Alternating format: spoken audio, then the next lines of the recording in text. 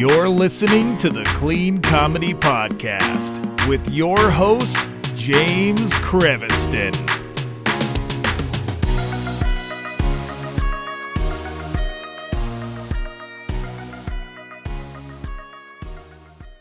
James, congrats on 300. Wow, that's a lot. That's more than $2.99, I'll tell you that. And congrats on getting to in terms of comedy, you're now in the Sparta or Chrysler phase. And that's awesome. Congratulations. And yeah, my hair is a disaster. It's what happens when you lose your hair money gambling. That's me, a compulsive gambler now. Yeah, can't wait to see where the podcast goes. And congrats, buddy. For those of you listening and not watching the video, I almost forgot to mention my name. Jason Brown, LA City Mayor. Hey everybody, welcome to the Clean Comedy Podcast. It's James, and if you watched or listened to the intro, there was Luke there. He's not on the podcast today, but he wanted to do a shout out for episode 300. This is episode 300, guys. 300. I did it. We did it. 300. You guys, this is amazing. I want to get to 365. That way you guys can listen to an episode every single day, every year. Start from the beginning. I can't wait. But I wanted to start this and go into kind of the background of how I got started in comedy, how the podcast came to be, and kind of where my journey has been. I'm not going to get super specific in numbers, but I'm going to give you kind of numbers and kind of tell you what's going on and stuff there. So first thing first, I started comedy in 2015. 2015, I was about 9 months from turning 35, and it was on my bucket list. My wife said, hey, you should do it. We found comedy coach Steve North. He's been on the podcast. You can go look up that episode. Steve North, worked with him, worked on learning how to write jokes and how to do stand-up. What was great about his class and like his style of teaching was that every class was an open mic. So it was fantastic for that, where basically you'd write jokes, you come in, you do open mic, you work on those jokes, do it again. By the end of the class, you had a good 3 to 5 minutes of material that was pretty tight, pretty good. I use that. Now, I didn't start out clean, which is funny. When I started with Steve, I didn't go clean because I didn't really know, and I had like kind of this Andrew Dice Clay persona type thing. So I had jokes, but my wife hated the jokes. She like absolutely hated them. She didn't want me to do them, so I had to go back and rewrite. So I started rewriting, and I started really kind of working to make my stuff clean. I did that, and it was going well. I was getting a lot of gigs and shows or whatever. I was getting booked on things. I wasn't getting paid yet. I was getting booked on things. And then 2016 came around. So I did my birthday show. And I also did that's what I did. That's why I started that. For my 35th birthday, I want to do a half-hour show for my 35th birthday. It was insane. Everyone said, don't do it. Whatever. So, but I worked really, really hard for about 9-10 months, just constantly writing, getting up. I did 28 minutes, right? I wanted to do 30 minutes. It ended up being 28 minutes. I recorded the whole thing. And out of that 28 minutes, 10 of that was actually good. The rest of it was okay. It was C material. But about 10 minutes of that was about A, B minus material, where it was like good enough to be used. So I still have some of those jokes. Actually, some I've forgot about. We just went over material, my wife and I, and she found some jokes. She's like, oh, you got to put this back in. You got to put this back in. So I'm working on that to get ready for a actual real half hour, right? Because 9 months in, a year in, less than that, it's not ideal. But I got to work with Preacher Lawson at that time. He came in and did the show. It was fantastic. We, made friends out of it. It was awesome. It was a great time. Sold out a room. It was fantastic. So it was a big learning experience. It was also, I wanted to jump into the deep end. If you know anything about me, I will jump into the deep end of stuff. I will get into something and have no idea how hard it's going to be, but go, you know what? We're going to do it. Let's just do it. And whatever happens, happens. So that's kind of the way I operate. I am a little cautious on some things now, a little more, especially with comedy and whatever. So then I brought it to 2016. 2016, I did that. And then I also did the Clean Comedy Challenge, which is a clean comedy competition. I'd only been doing stand-up, like I said, for about 9 months. I did pretty well there. I didn't win or anything like that, but I did meet my mentor, Robert G. Lee. Robert G. Lee started to mentor me, gave me feedback, helped me out. He's been on the podcast too a bunch of times, and I built a relationship with him, worked with him on more comedy writing and kind of progressing my career. After that, 2017 is when, and that's also where I met Luke. I met Luke at the Clean Comedy Challenge. We met via, I believe, Twitter. He came down, we talked, we hung out, we clicked. It was great. It was like being best friends for forever. I miss him. I wish he was on the podcast more. I know you guys do too. So Luke and I started the podcast that following year, January of 2017. Started in a coffee shop in Oak Park, California. I remember that. It was a terrible episode. I don't think it ever aired. I think we ended up redoing it and stuff. But I still have the audio, I'm sure, somewhere. So that was amazing. We started doing that. And I got started posting more stuff on Twitter and writing more, and it got me some writing gigs. And I started by dipping my toe into writing for other comedians. So it was really good. And I got my first paid writing gig that year of 2017. It was amazing. I couldn't believe it. I could not believe that someone was paying me to write jokes for them. So I was super stoked about that. And I will forever be grateful to that person because it started a process for me where then in 2018, I started writing. I had an office job that I worked from home, and I worked in the office once or twice a week, and I would go back and forth. But a lot of times I'd be at home, and I was like, I had downtime, and I was like, okay, I should do something with this time. So I started offering gigs on Fiverr, and I started writing on Fiverr. And my first year, I made about $10,000 my first year on Fiverr, writing jokes and stuff like that. I wasn't writing screenplays or scripts or anything yet. I was just writing jokes for people and stuff. So $10,000 writing jokes for just randos on the internet, fantastic. I started then working on sets and working as a writer's PA in a writer's room for friends that I know. That I also worked on their commercials. I worked on the set of The Bachelor for a little while, and The Bachelorette. I worked on the series Lethal Weapon as a PA. So I did more stuff. I was trying to figure out where I wanted to go in the entertainment industry outside of comedy because I knew I wanted to progress, and so I was just trying to figure out what way I want to move into. And you have to remember that a big part of my forming for entertainment was Kevin Smith and people like that. Like that was the kind of era that I came from of wanting to do comedy or wanting to do stuff. So I wrote a screenplay in high school based on Mallrats and Inherit the Wind, if you've ever read that play or book or whatever. So that was that. Then 2019. I got a break. I started writing stuff and posting stuff on the internet. I posted a Brooklyn Nine-Nine spec script. Brooklyn Nine-Nine was pretty new at the time. I think it was maybe season 2 or so. And I posted that online. It got some traction.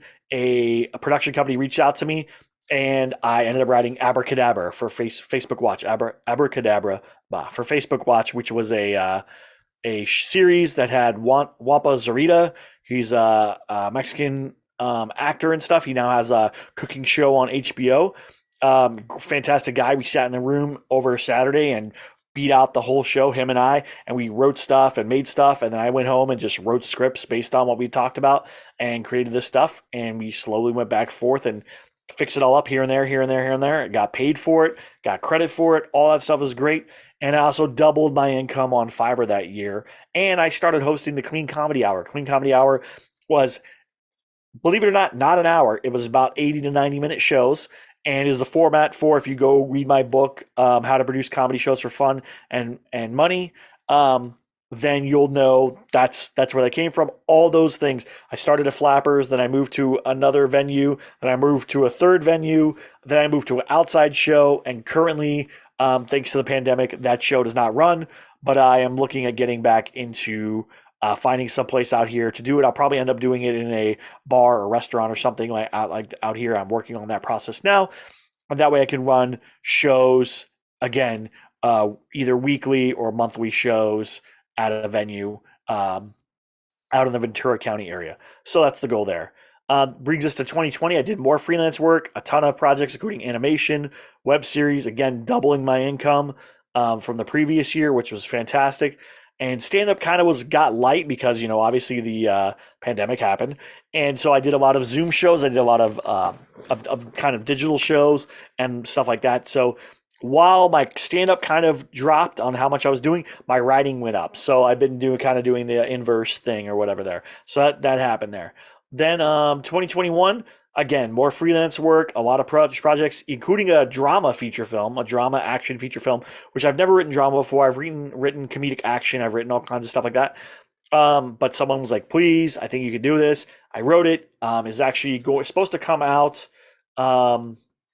this year. So it's in post production. It's called NIB. It's shot in Africa and in the UK. And so it's action, thriller, drama, cop plus procedural type thing. But it's a film. It was started as episodic. We went back and rewrote some things, and we ended up making a film out of it. So I'm waiting for that to come out. And then I also did the unofficial Disney Tonight Show with all my friends, David Studebaker, Luke, all them. So we did that other kind of podcast where we talked about Disney and stuff like that. We had some other projects that were in the process that kind of fell apart because of the pandemic, but we were hoping to get that. And then again, I made a little bit more than I made in 2021 as a writer. And again, stand up was mostly Zoom shows and stuff. And then, things came back. Now, I also was teaching stand up classes to teens or whatever for the last little bit of 2021 and now 2022. So I've taught about, I think, 5 or 6. So I teach teen stand-up comedy. So every week I do it every Wednesday now. I go teach teens in Thousand Oaks stand-up comedy. So that is what I do. That time I do podcast. This podcast, plus I write and produce another podcast that's My Name Is Not On. It's kind of a satire podcast, so I kind of keep that separate because I write and produce it. I don't really do a lot of the stuff, but I write and produce that. I've written and produced another podcast. It was called WTF Happened in America This Week. I wrote that, and then I was also on the show. I don't think there are any more episodes up. I think once the podcast died, they took all the episodes down. But it was a great time. I got paid for that, so I made money doing that. So it was really good. Like, I learned more writing and I was doing more projects. And that's kind of what happened is, like, as my comedy career progressed, this thing opened up or this thing opened up. So now that brings me to 2022 where we're doing stand up. David and I have toured. We went to Alaska. Then Darren Carter and I went to Texas, and I'm performing, hosting in JR's Comedy Club thanks to Paul Douglas Moomgene and Randy Lubis. So, and I'll have Randy on soon. You've seen Paul on the podcast a bunch of times. He's been there for me. So all these people have helped me out doing stuff, and just career is going forward here, there, doing things. Now, some people might be like, oh, now you're only hosting. No, what is happening is I'm hosting, and it's giving me the ability to be more comfortable being uncomfortable, if that makes sense to you. So I'm very grateful to Paul for that, and for Randy for that as well, of giving me this opportunity, because one, I love hosting shows. I've always loved hosting shows. For me, it's so much fun. But two, it's also great to get to meet new comedians, great to get to do stuff. It's just a lot of fun, and I love it. And so I'm grateful for that. And that's JR's Comedy Club in Valencia. I've also hosted the Simi Valley one as well, but I don't think that runs as much. So you can go to JR's, I think it's jrscomedyvalencia.com, or I'll look it up. I'll put it in the show notes, but check it out, because if you're ever out in the Valencia area, Santa Clarita, any of that stuff, and you want to go to a show on Saturday, they have great stuff. They had Don McMillan recently. They had, I just went blank. Kennedy, who played on Shameless. They just have a ton of people that are on there, and Paul and Randy drop in. I mean, there's a ton of comedians that come out there. Don Friesen, and like just so many people. It's amazing. So great shows there. And now we're hitting episode 300, and simultaneously with episode 300, you'll go in the show notes and look below. There is Patreon. I starting a Patreon now. What's going to be great about the Patreon is, and I'm going to pull this up because I'll forget otherwise if I don't do it. It's very cheap. And I wanted to keep it that way because I felt like I want to give more value to all the listeners, as opposed to charging you to do stuff. So Patreon is intended to I don't know what's going on. Patreon's intended for me to help you get better at comedy too, to learn all the things that I try to share, and try to do more to help people. So, so that we started a Patreon, right? So the Patreon is there to help, and I try to keep it cheap, but I wanted to make it so there was tier levels so we could help and do some other processes. It would help people who maybe were a little more restricted on funds from getting my one-on-one help to be able to get a one-on-one, but over time. So this is what we have. We have two options. We have actually, there's only two options. So there's a $5 a month, and gives you access to bonus episodes and stuff like that, and get more people to come on the podcast, and get general support and the Comedypreneur Show stuff. So I'm going to be making more Comedypreneur shows. So I'm going to take questions from patrons. Maybe I'll do it one-on-one with them, and then I'll become the episode, something like that. I'll talk to more people about it. The next one will also be $15 a month. It's the next tier up. So it'll be live comedy classes edition, and once a month we'll do a live comedy class. I'll break down bits, workshops, and all that kind of stuff like that. And I'll be able to also give you feedback on there. So we'll do like a Zoom meeting like this, record it, do it live, and then we'll do this piece here where I'll give you feedback on your bits. So it'll be like an hour. I'll get like 5 people for sure every week, maybe more. We'll go over the bit. We'll talk about it. We'll do stuff, punch it up, and we'll do those kind of things. We'll workshop stuff, and then also. And we'll give you a discount on coaching and stuff like that. I've been working with a lot of people working on writing jokes, punching up jokes, writing sets. I've written a few 5-10 minute sets for people recently based on they have stuff, and I come and punch it up and work on it and do whatever. So there's that. So this 22 is me this year taking this to the next level to help more people, and then like direct touch people, because I know the podcast helps people and it's great and I love doing it, but I want to add more value to your life. I'm also going to release 2 more books pretty soon. One of them is a startup stand-up book to basically get people started in stand-up in 7 weeks, 6 or 7 weeks. And then 7th week will be you performing or whatever. So, but it's the framework of what I use to teach my teen class is in this book. And then the next part of what I do will be further expanding that of like I'm probably going to do like an MC book or a levels of getting there and stuff, because I feel like it's important that MCing is and it's an important thing. So I want to work on that. So 1 to 2 more books the next year or so be coming out, and then working on writing more projects and doing that kind of stuff. But this is because of every single listener. Every listener that listens, I appreciate you. I hope that you know that. I hope that when you listen, you feel that I appreciate you and I appreciate our guests. And I want to do it. The other thing I'm trying to do is, once this Patreon's going and stuff, I have 2 hidden tiers that I haven't put up yet, just because I felt weird doing that. And that was going to limit them as well. But it would also, once we're touring more and doing more stuff, I'll open the opportunity to let people open for us. So depending on what city you're in, how close you are, if you're going to be around somewhere, I want to give some opportunities to help other people open bigger shows. So it'll be like David and I, or David and Luke and I, or whatever, whoever I'm with, letting someone open for us stuff. And also, I'm getting stickers made. I'm getting stickers made. They are coming. They're going to be the logo, but it'll be my face. So if you've seen the one on Instagram with my face, it'll be that, but they'll be square logos and stuff. That way you can have those, and I'll probably be sending those out to patrons as well. I feel like it's something I want to do to do it. And I also want to do postcards. I want to do like a postcard or something like that. It was really cool because Joe Toplin sent me a book and a note, like a postcard, and then also like some bookmarks. And I really appreciated the thoughtfulness of that. And I would like to do something for the patrons. So what's great is, I think in the patron thing, it'll have your address that you put in there, and I'll get that. And then maybe you'll just randomly get something from me in the mail where I say, hey guys, I'm sending out cool postcards, or I'm sending out, a link to this or whatever, so I can give you guys more opportunities. And also, it'd be great to know where everybody's from. So then when I do go do shows outside of LA and New York, the big stuff, when we're touring more places, I can say, hey, I know that so-and-so's in this thing, or I can offer discount tickets or, a spot or whatever it is.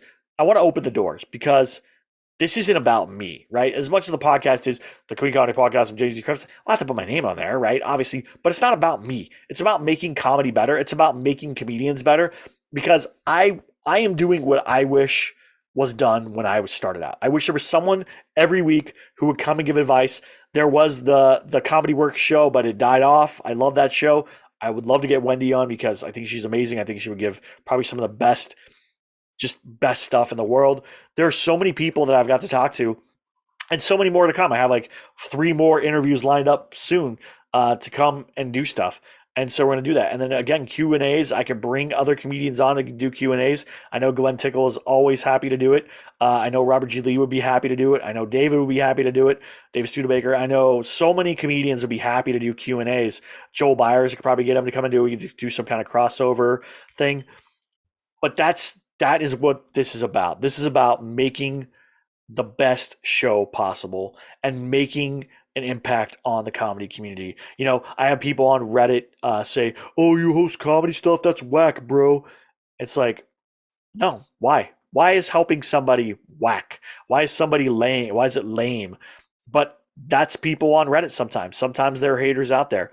And even against clean comedians, there are haters like, well, you don't cuss as stupid dude. It's like, why would you not do it? Everyone cusses. Like, okay, that's great. You can take your kid to go see that. You can take your grandma to go see that. You can take your parents to go see that. That's the thing is, some people aren't comfortable with that. I think a statistic that I heard was there are 100 million people that watch the dry bar stuff that prefer clean comedy to other stuff. That's like 1/3 of the country. 1/3 of the country likes clean comedy. 100 million people. If you can get 1,000 of those people to be your fan and buy your album, come buy tickets to your show, buy your merch, whatever, bro, what are you doing? Why not? You have 100 million people to pick from. You only need 1,000 of them to support you for a lifestyle to make the money that you need. Are you kidding me? My whole goal is to take this on the road. I want to be going to comedy clubs and doing a Kill Tony-esque, not mean, but a Kill Tony-esque show where comedians come up, work their clean bits, and we help punch them up. Right before I go do my stand-up show, before we go do our show, we're going to do that show, record it, right? Do all the stuff, have that, then go do our live show. And then whoever did the best minute, whatever, of the thing, if they have 5 minutes, I'll give them 5 minutes stage time. That's your reward. You came, you worked your butt off, you put your time out, you put yourself on the line. Now I'm going to put you up 5 minutes on a comedy club, in front of a big show, in front of a full crowd. Why not? Why would I not do that? Why would I not help other people? It doesn't take anything from me. And if you are a comedian or you know comedians who think that one other comedian getting stage time takes stage time from them, that's not the mentality to have. That's not the mentality to have. That's not the mentality that led to me to where I am now, where I don't work a day job, guys. I don't have a day job. I podcast, I write, I perform stand-up, I teach stand-up, I coach. That's what I do. And then I play Magic the Gathering like a big nerd because I am a big nerd. That's what I do. That's my life. I hang out with my family. I play whatever. I go to Dodger games. If you looked on Instagram, I go to Dodger games. I do fun stuff because I worked hard to get here, and I didn't do it by having the mentality of, if that guy gets it, then I can't get it. If that girl gets it, I can't get it. If that person gets it, I can't get it. I'm not going to. No, don't have that mentality. Just think, you need 1,000 fans. 1,000 fans to make a living at something. I'll tell you right now, I know that I have probably half that right now. I'm getting pretty close to 1,000. And guess what? I appreciate every single one of them. That's why I don't skimp. That's why I don't mess up on stuff. That's why I work very hard with what I do, because I owe it to every single person who listens to this podcast, every single person who buys my writing, every single person who comes to my coaching or goes to my classes or goes to my shows. I owe them. I owe them the best possible thing I can. Not because I'm the best, because I'm not, but because I work hard to make sure that I perform the best for everyone I work for. So if you want to be part of a community that lifts people up instead of knocks people down, Patreon. That's what's going to happen there. I'm going to support you guys. I'm going to figure out how to do Discord. I don't know if that's good or bad. I would love to hear feedback at that at some point. But I want to get people there. And if you guys look at this and you go, hey, James, that $15 a month is not worth it. Could you make it $10? Let's talk about it. Let's figure it out. I'm not trying to rip anybody off. The whole goal is to make it so I can create more content to do more things and get more people on the show. I have some great people coming up. People are going to talk about cruise ships. People are going to talk about putting out their own specials. People that are going to talk about more dry bar stuff. I'm getting as much as I can. I'm hoping to get some of the bigger dry bar people. I'm not going to say names, but if you know dry bar, you know who runs it. I'm trying to get them. Trying to get some comedy club people from some of the clean comedy clubs. I am working on so many things to get so many people that literally every dollar that people put towards this is going to that. And then once this is going and we have a good foundation, I'm gonna travel the country. I'm going to do shows and I'm going to give more comedians opportunities at every single one of those shows. I swear that's my goal. I want to do like a Kill Tony-esque type thing. If you ever listen to Kill Tony, warning, there are cursing and whatever. But I want to do something like that where I bring comedians, the comedian that I'm touring with, the other comedian touring with, and maybe a local clean comedian or headliner or whatever, and we get people to come up and do time before the show, maybe an hour or two before the show. We do that show. Then best one out of that, you're going to get a 5-minute spot on the show that night. You're going to get to come up and do 5 minutes on that show. That sounds awesome to me. Hang out in the green room. We'll give you more advice. We'll do whatever. Stay in touch. I'm not one of those people like, oh, I'm sorry. I can't talk to people less than me. I don't care. We're all comedians. We all go through the same thing. It's like being in the military. You embrace the suck and you get through it. That's exactly how it is. Starting out in comedy, your first 5 years is a grind. It is hard. It is tough. And I wish there was somebody there that would, not to hold my hand, but somebody there that'd be like, hey, you know what? I see what's happening here. Let me help you. Let me help you out. Come on, come over here. Let me see what I can do to figure this out for you. And I did have good people like that. Robert G. Lee, David Studebaker, Luke. There's so many people. Jenny Kim Jones. I mean, Don Friesen, Dwayne Perkins, Preacher Lawson. Like so many people helped me out in the beginning that I am forever grateful to those people. So thank you so much.